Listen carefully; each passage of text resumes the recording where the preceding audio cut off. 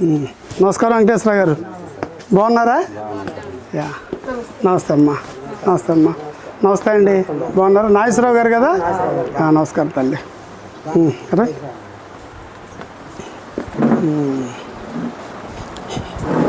ఇప్పుడు మీకు కుటుంబానికి మన వెంకటేశ్వరరావు గారి ఆధారమా? మీరే కష్టపడి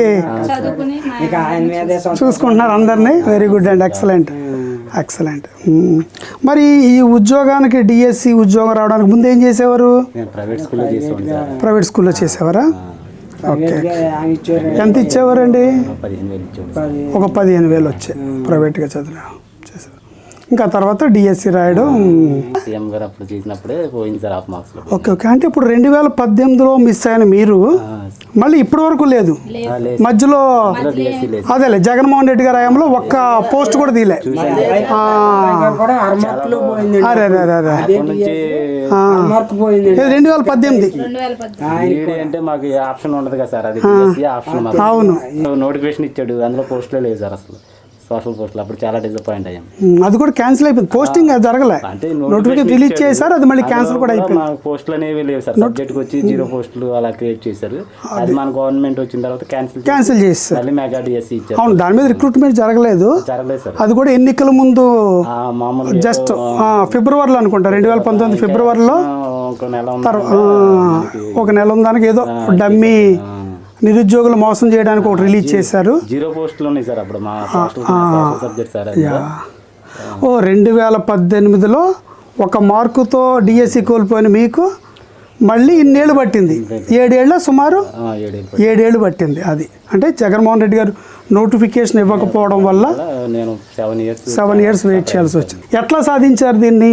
అదే సార్, నేను 2018 నుంచి కూడా మ్యారేజ్ తీసుకున్నాను సార్. అది మిస్ అయిపోయిన తర్వాత ఇద్దరు పిల్లలు పుట్టారు సార్. నాకు మార్నింగ్ స్కూల్కి వెళ్తూ ఉండేవాడిని, ఈవినింగ్ 1 hour 2 hours అలా సెట్ అంటే టైం సెట్ చేసుకుని పిల్లల్ని చూసుకుంటూ ఫ్యామిలీని చూసుకుంటూ నైట్ టైం 1 hour 2 అంటే ప్రైవేట్ స్కూల్ అనేటప్పటికి మనకి అంత టైం అనేది ఉండదు సార్, కొంచెం పని ఒత్తిడి కూడా ఉంటుంది కాబట్టి ఆ ఉన్న టైంని చూసుకుంటూ నేను ఫ్యామిలీస్ని కూడా కొంచెం అమ్మగారు నాన్నగారిని అంటే అటు ప్రైవేటు ఉద్యోగం చేసుకుంటూ ఇటు పిల్లలు జాగ్రత్తగా చూసుకుంటూ మీ భార్య ఏమో వారు అక్కడ వీడ్ హాస్పిటల్లో ఆవిడ జాబ్ చేస్తూ ఓ పక్కన ఇన్నిట్ల మధ్య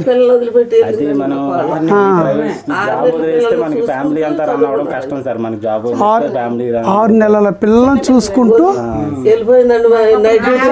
నైట్ డ్యూటీలకి వెళ్ళేవారు ఆవిడ. చాలా అసలు చాలా మంచి పోరాటం అండి మీది. ఈ విజయం వెనకాల చాలా నిద్రలేని రాత్రులు, చాలా కష్టాలు.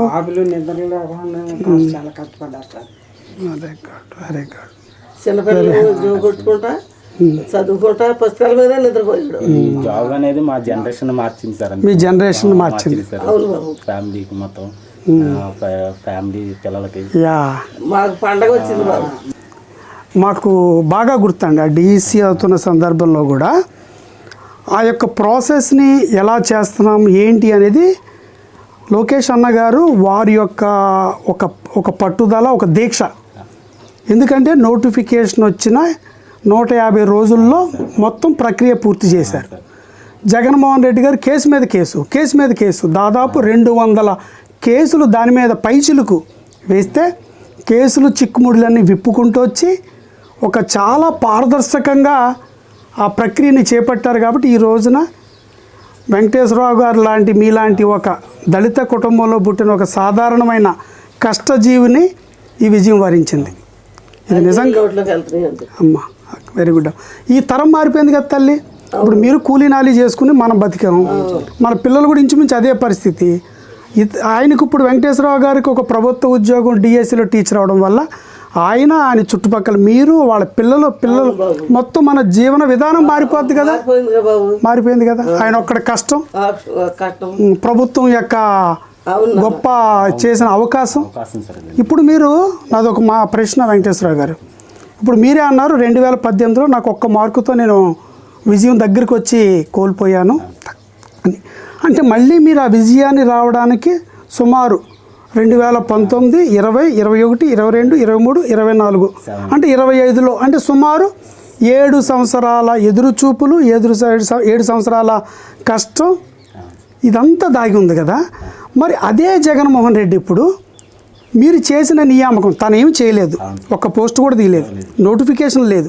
మీలాంటి ఎదురు చూస్తున్న చాలామంది నిరుద్యోగుల కడుపు కొట్టారు, వాళ్ళ కన్నీళ్ళకి కారణమయ్యాడు. మళ్ళీ ఇప్పుడు అతనే డిఎస్సి నియామకమే తప్పుడు తడక అని దాని మీద ఒక ఉద్యమం చేస్తున్నాడు. మీ ఆలోచన ఏమనిపిస్తుంది అది చూసినప్పుడు? జగన్మోహన్ రెడ్డి చేస్తున్న ఈ దొంగ దీక్షలు వీటిని చూసినప్పుడు మీకేమనిపిస్తుంది? అంటే నేను రాత్రి పగల కష్టపడి చదివి నా ఫలితాన్ని అవమానించిన, అంటే నేను కష్టపడి అవమానించినట్టే సార్ నేను. ఎందుకంటే నా చిన్నప్పటి నుంచి మా నాన్నగారు కోరిక అది నెరవేరిన తర్వాత కూడా నేను 10 సంవత్సరాలు అంటే అలా కష్టపడిన తర్వాత కూడా మళ్ళీ జాబ్లో జాయిన్ అయ్యి 10 నెలలు అయిపోయింది. 10 నెలల తర్వాత కూడా నువ్వు కరెక్ట్ మార్గంలో రాలేదు అంటే చాలా నిద్ర పట్టిన రోజులు కూడా ఉన్నాయి సార్, 2-3 రోజులు బట్టి. ఎందుకంటే మేము కష్టపడి చదువుకుని రూపాయి కూడా ఎవరికి ఇవ్వలేని పరిస్థితిలో ఉన్న పొజిషన్లో జాబ్ వచ్చింది. ఆ జాబ్ని మేము ఎలా సాధించామనేది మాకు తెలుసు సార్. కష్టపడిన వాడికి ఏమీ చేయలేని వాడికి ఏదో చేసిన వాడిని బురద చల్లడం తప్పితే ఏమీ లేదు సార్. నేను ఎంత కష్టపడానో తెలుసు సార్. రాత్రులు నిద్రలేని రాత్రులు చాలా గడిపాను సార్. అలాంటిది కూడా మళ్ళీ జాబ్ వచ్చాక కూడా అలా ఎడ్యుకేషన్ చేయడం అనేది మమ్మల్ని అవమానించినట్టుగా సార్. అది ఇంతమంది పేద జీవితాల్లో ఒక వెలుగు, మీ కష్టానికి ఒక గుర్తింపు, ఒక అవకాశం ఈరోజు వచ్చింది సార్ నారా చంద్రబాబు నాయుడు గారు వల్ల. అవును సార్. సమాజంలో ఇప్పుడు నన్ను చూస్తే చాలా మంది రెస్పెక్ట్గా చూస్తున్నారు సార్. అంటే జాబు అనేటప్పటికి కొంచెం రెస్పెక్ట్, ఆ రెస్పెక్ట్ని ఏంటంటే బయటకు వెళ్ళేటప్పటికి దాన్ని బురద అంటే ఏదో అవమానించినట్టుగా, ఆ గౌరవాన్ని అవమానిస్తున్నారు, కష్టాన్ని అవమానిస్తున్నారు సార్. అది ఆయన చేయలేకపోయినది కూడా ఆయన మన మీద బురద చల్లుతున్నాడు. అది శుభ్రంగా పొందుతున్నాము మా పేద కుటుంబం. దానికి చాలా నేను బాధపడుతున్నాను. ఏం అక్కర్లేదు వెంకటేశ్వర గారు, చంద్రబాబు నాయుడు గారు ఉన్నారు అక్కడ, నారా చంద్రబాబు నాయుడు గారు, నారా లోకేష్ గారు ఉన్నారు. ఏమి వీళ్ళ యొక్క దొంగ ఉద్యమాలు, దొంగ దీక్షలకి వీళ్ళన్నిటికీ వెనకడిగేసేవాళ్ళు కాదు. ధైర్యంగా ఉండండి. చంద్రబాబు నాయుడు గారు ఉన్నారు, మనకి నారా లోకేష్ అన్న ఉన్నారు, శాసనసభ్యుడిగా నేనున్నాను. ఏగ వాళ్ళనివ్వం. మీ విజయాన్ని అవమానపరిస్తే కూడా ఊరుకోము. ప్రజాస్వామ్యబద్ధంగా ప్రజాస్వామ్య వ్యవస్థలో ఓకే కొన్ని విషయాల్లో భరించాలి కాబట్టి భరిస్తున్నాం అంతే. ఈ రోజున మీరు పడ్డ కష్టాలను వాళ్ళు అవమానపరుస్తుంటే మాకు గుండె రగిలిపోతుంది. ఇంతమంది పేదలు ఈ రోజున ఎంత దుర్మార్గుడయ్యా అంటే అతను తనకు 5 ఏళ్ల కాలంలో ఒక నోటిఫికేషన్ లేదు, ఒక ఉద్యోగం లేదు. మీరే మంచి ఉదాహరణ. 2018లో ఒక్క మార్కుతో కోల్పోతే మళ్ళీ కనుక నోటిఫికేషన్ వచ్చింటే ఈ పాటికి మీరు ఉద్యోగంగా కొంత ఆర్థికంగా కూడా వెసులుబాటు వచ్చి ఉండేది. కేవలం అతను రావడం వల్ల మీది వెనకబడిపోయింది. కాబట్టి ధైర్యంగా ఉండండి. ఖచ్చితంగా మేమందరం ఉన్నాం. మా అందరికంటే మనందరికంటే దేవుడు లాంటి వారు నారా చంద్రబాబు నాయుడు గారు. ఆయన ఎంత గొప్పవారంటే తల్లి, మొత్తం ఆయన హయాంలోనే 196,620 మందికి ఉద్యోగాలు వచ్చినాయి. డిఎస్సి ద్వారా టీచర్ ఉద్యోగం ఆయన హయాంలోనే 196,000 పైచిలకు. ఈరోజు ఆంధ్రప్రదేశ్ రాష్ట్రంలో మీరు ఏ టీచర్ని కదిపినా మీకు ఎప్పుడు ఉద్యోగం వచ్చిందా అంటే చంద్రబాబు నాయుడు గారు. థ్యాంక్ యూ వెంకటేశ్వరరావు గారు, వెరీ హ్యాపీ. మీ విజయాన్ని మనం దేవరపల్లిలో ప్రోగ్రామ్ పెట్టినప్పుడు వచ్చారు కదా, అప్పుడు ప్రోగ్రామ్ కూడా చేసాం. ఓకే, ఇదేనా మన ఇల్లు? రండి రండి, ఇల్లు చూద్దాం రండి. ఇక్కడ ఈ కుటుంబంలోనే ఉంటున్నాం. ఆ జాబ్ రాబట్టే. మీరు ఏ రూమ్ లో కూర్చొని చదువుకున్నారు?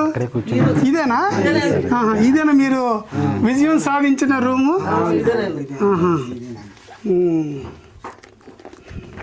ఇవి దానికి సంబంధించినవేనా? Okay okay. ఎక్కడే కూర్చున్నావరా? ఎక్కడే కూర్చుని ప్రిపేర్ అయ్యారా? కూర్చున్నాను సార్. ఇద్దరు అన్నయ్య నేను ఉండేవాళ్ళం, అటువైపు అన్నయ్య ఉంటారు సార్.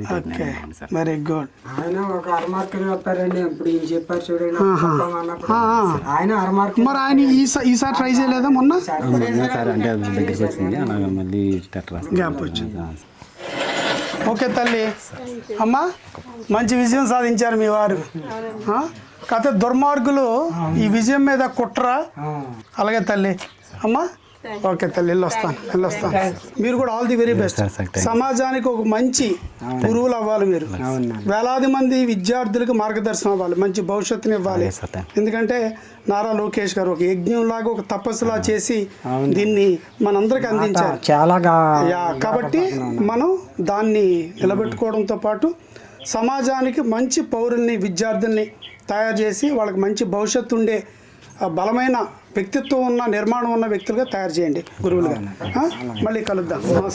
నమస్కారం తల్లి.